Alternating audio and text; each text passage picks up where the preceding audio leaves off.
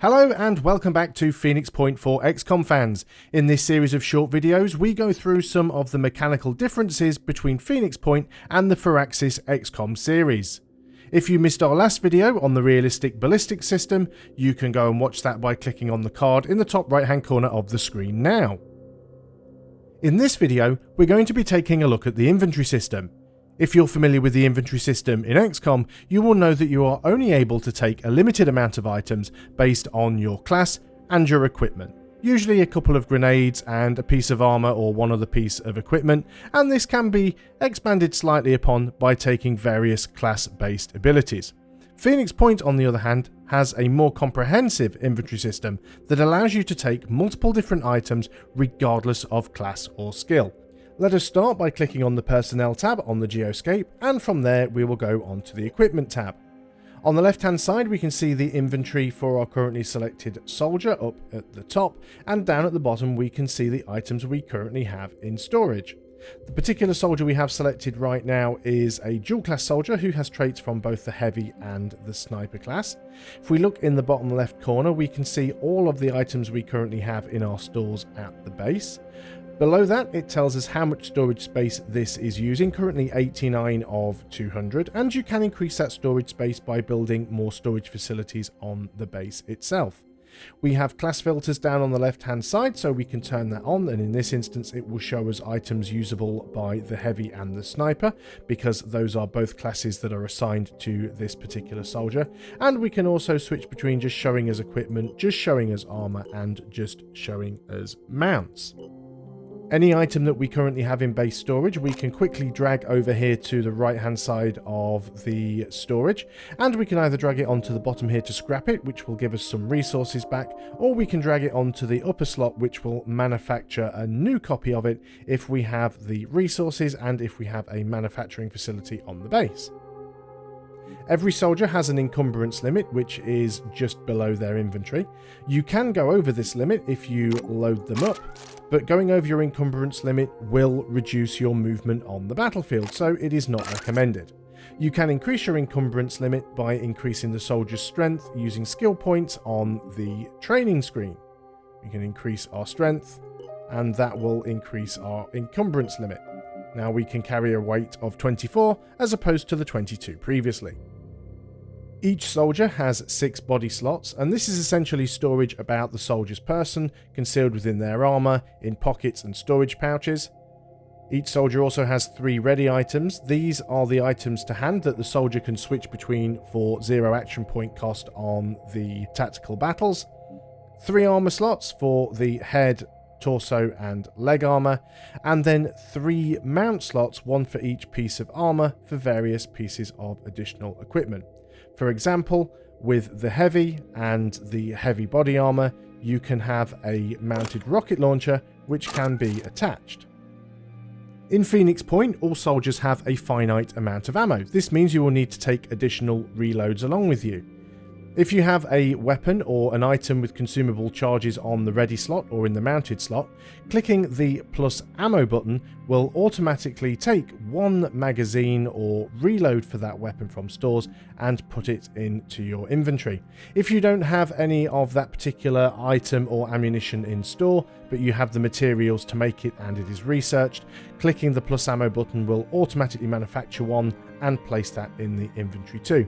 This also works for any item that has consumable charges such as medkits and even with grenades.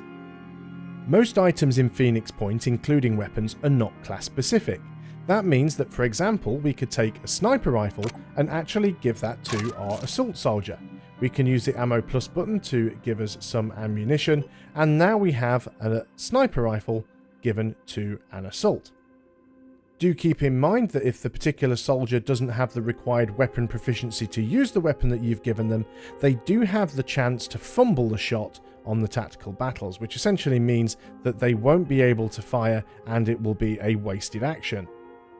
Soldiers can gain proficiency in weapons that they don't usually have access to by selecting the appropriate skill under the training section. For example, we can give sniper rifle proficiency to this assault here. While having the correct weapon proficiency does eliminate the risk of fumbling, it is not required in order to use a weapon from a different class. Armour can also be switched out from this screen. For example, we could go and replace some of the armour on our heavy. Armour is one of the few pieces of equipment that does have class restriction. Because of the ability to freely assign any weapons, items and equipment to any soldier, it is possible to have one soldier carry equipment for someone else. For example, here we have our heavy using the Hell 2 cannon, and we have a Hell 2 cannon magazine, but our heavy soldier is quite close to his encumbrance limit. What we could do is switch over to our sniper and actually have our sniper carry a spare reload for the heavy. They can swap these items between them during the tactical battles. And here we are in a tactical battle. Each soldier has the ability to access their inventory during battle, and that can be done by hitting the little backpack icon or pressing I on the action bar at the bottom of the screen.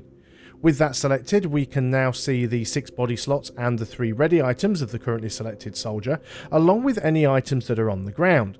Items on the ground include those both directly under the feet of the currently selected soldier, along with the adjacent tiles to the one on which they're standing. You can pick items up from the ground that have been dropped by other soldiers. You can also pick up items from the ground that have been dropped by dead allies and dead enemies. There are some things that have a free action, such as, for example, dropping an item on the ground has no cost. As you can see here at the bottom, it doesn't actually update the action cost. If we were to pick something up off the ground, though, that would incur an action cost.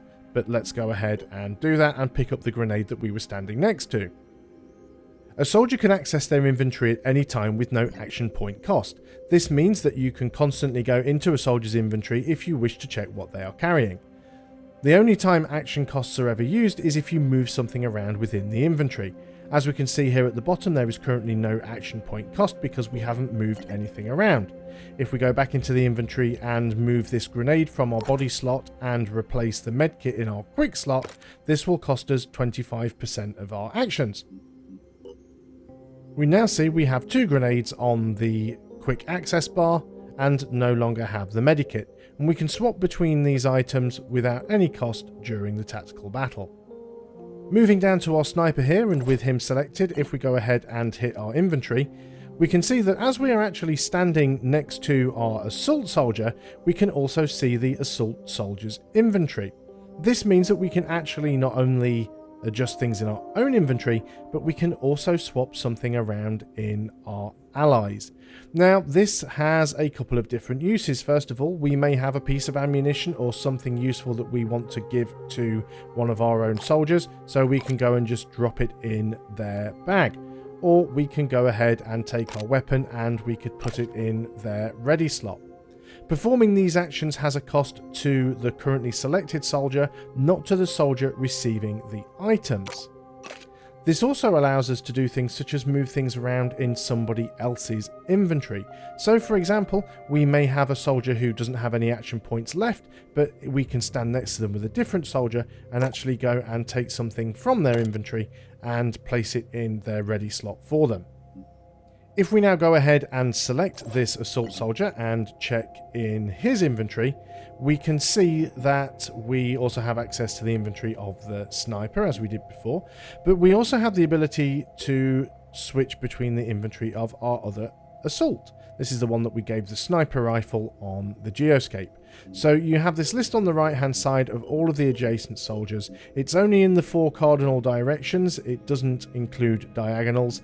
That is why we can't see the inventory for the heavy here, but we are able to switch between the inventories of all adjacent soldiers. Accessing the inventory also allows you to claim things on the battlefield, such as crates. So with our soldier next to this crate here, if we go and open the inventory, we can actually see that there is a virophage kit in this crate, and we can pick that up, put it in our body slot, and that will cost us 25% of our action points. So as you can see, the inventory system in Phoenix Point is both very versatile, but also easy to use and understand. It offers a great many tactical advantages and synergies by being able to take any combination of different items and equipment on any of your soldiers. We really hope that you found the information in this video useful. We'll be back soon with another video, but until then, thanks very much for watching and we'll see you next time.